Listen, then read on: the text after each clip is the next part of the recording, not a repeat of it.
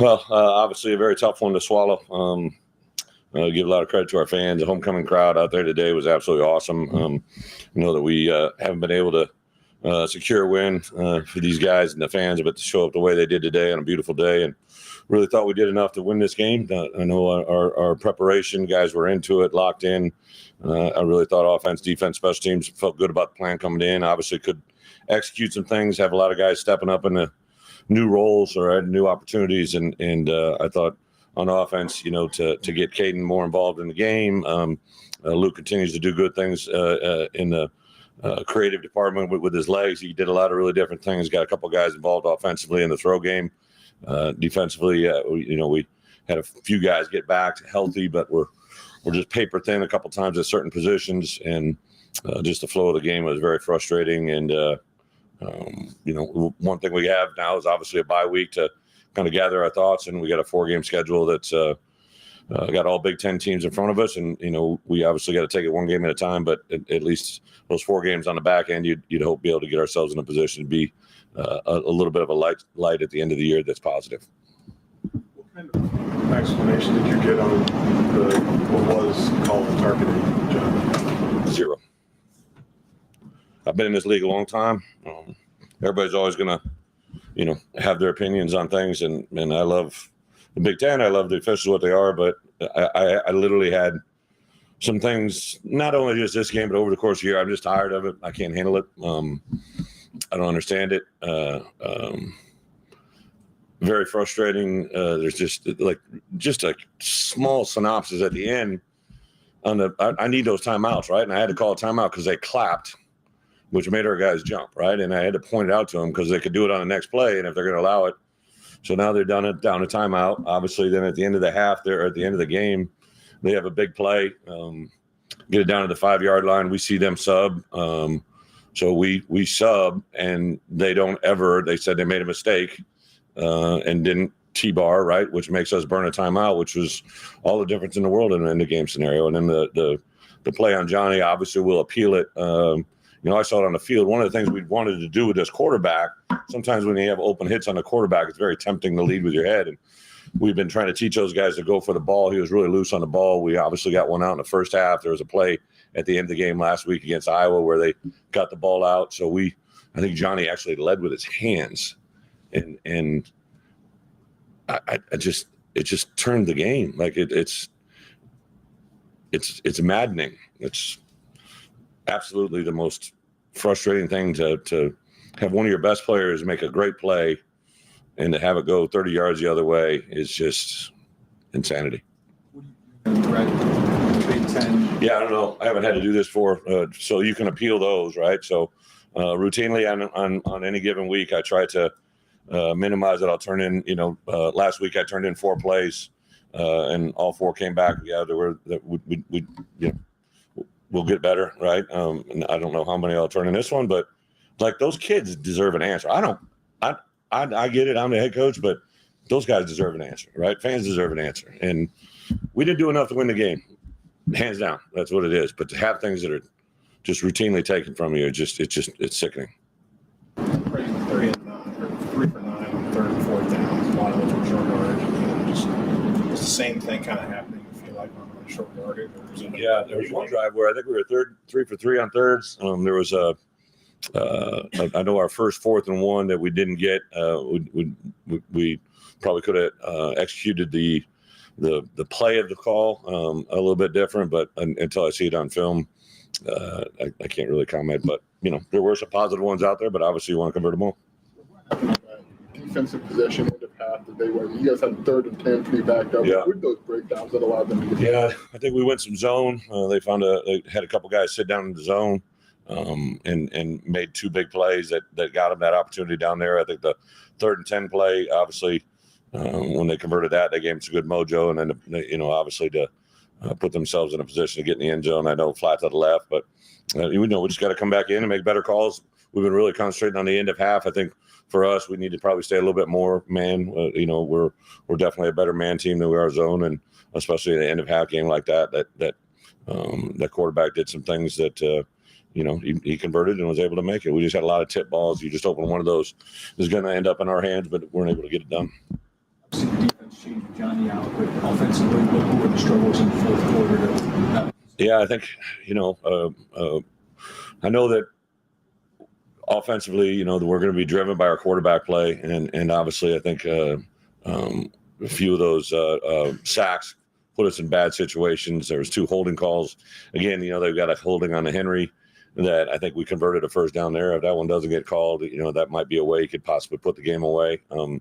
The offensive holding and then the defensive PIs or the defensive personal fouls obviously were the biggest difference in the game. You said the kids deserve an answer. What will you tell them about penalties and things that are? I'm sorry. I told them just give credit to Wisconsin. Obviously, they did enough to win the game. I told them that I would take care of the appeal process and try to get them some answers during the course of the year. A lot of times I'll show them. Like last week we had a guy get low blocked that was kind of an injury and it was totally illegal play. And so like this week you got to show them that because they're asking questions about, hey, can they do that? And if they are, we got to play differently, right? So some of them are player safety, which is the ones that drive me the most crazy. I'm all for player safety, but we got to be able to educate our players to make them feel comfortable being out there. Johnny, those last 2 drives. What's that? I just without Johnny, those last 2 drives, how much did that affect what you're able to do? What kind of offensive? Well, Johnny's a good player, but I mean, we can't just, implode just because Johnny's not out there. The guy's got to step up. We moved Gabe to that position or a similar position took key spot this week. I thought he had a really good week of practice. So kind of, one of those scenarios where you lose one of your really good players and you bring another player from another position to play that position. So it was Gabe's first week at that position. I thought he had a really good week of practice, and I'll wait and see what they did out there today. But, just kind of what we've been doing all year long on defense in particular, just, from, certain guys that get injured and other guys step into their roles, and we got to execute better, especially in the crunch. I think the end of half and end of game drives that have been successful for us in the last couple of weeks didn't end up our way, obviously. Game, is that just a temporary thing until he's good? Well, he's kind of been working into that role. We've got a certain package that he does that, and then this week with what they were doing offensively and the personnel we had driven, we made a decision early in the week to put Gabe in that role. And Tuesday was okay, Wednesday was really good, and Thursday was even better. So we'll kind of assess that as it goes, but. We should get Keith back. I think Keith and Reggie will be back at some point during this bye week and should be back for the Minnesota game. So that'll help us get some good players back as well. In general, philosophically, do you prefer to save timeouts for end of game? What's that? Do you prefer to save timeouts for end of game? I think anytime you can have timeouts at the end of the game is huge. But I called one there. They had a guy clap and we jumped. Like that's our signal. Like that's the most basic, elementary task of the game is the defense can't clap. I mean, that's our cadence. We jumped off sides. So, it's very frustrating. It seemed like he understood, I can affect the game here by doing stuff with my legs and force and stuff. He was making plays both ways. Yeah. Luke's getting better. Obviously he's a very gifted thrower. I think he's got some things with his feet, but he hasn't put the ball in jeopardy. Now, really, even the play against Maryland last week, again, they said it wasn't a PI, right? But like that goes against us. So he really has been pretty clean last couple games. We just got to do enough things around him to help us get better. I thought, special teams obviously went out and, I was worried about the wind conditions, but we made some adjustments there and made a couple things that hopefully gave us an advantage. And then just the utter disappointment at the end of that fourth quarter was just very, very frustrating. What's key for you is programming and recruiting this week? Yeah. So for us as coaches, myself and one other coach will be out pretty hard the next 3 days, looking specifically at for needs that we have for 2024, guys that will be able to join us hopefully in January. I've kind of always done that my first 2 years here, just during the first bye week. We've only got one bye week this year, but I go back to our first year, this exact same plan is what landed us. Isaiah Adams, I went to watch a junior college practice and liked what we saw and got us in on that ride. Several other guys have kind of played in those same exact scenarios. So these next 3 days are going to be huge. And then we'll come in and we'll practice Tuesday, Wednesday, Thursday. And then most of my coaches will be out on the road Thursday, Friday, and then come back and get a jump on Minnesota. My coordinators won't go out on the early part of this week. They won't go out till the back end of the week. Been able to string back-to-back wins for a while. Is momentum a real thing, like for you? And if so, like how do you capture? Yeah. I think momentum is huge, but I think the belief on game day is even bigger, right? And I believe our guys 100% thought they were going to win this football game. I think that's why the locker room hurts so bad now, and they expected to win. Obviously, Wisconsin was a 4-2 football team. We were a 2-4 team that, obviously was looking to get ourselves hopefully. Or sorry, we were a 3-4 football team. Was trying to get to 4-4 and weren't able to do it. But we got to take every game for what it is. We talked before the year that we had 12 guaranteed opportunities. We got 8 behind us, and we got 4 in front of us that are going to be paramount to see how we want this thing to end up.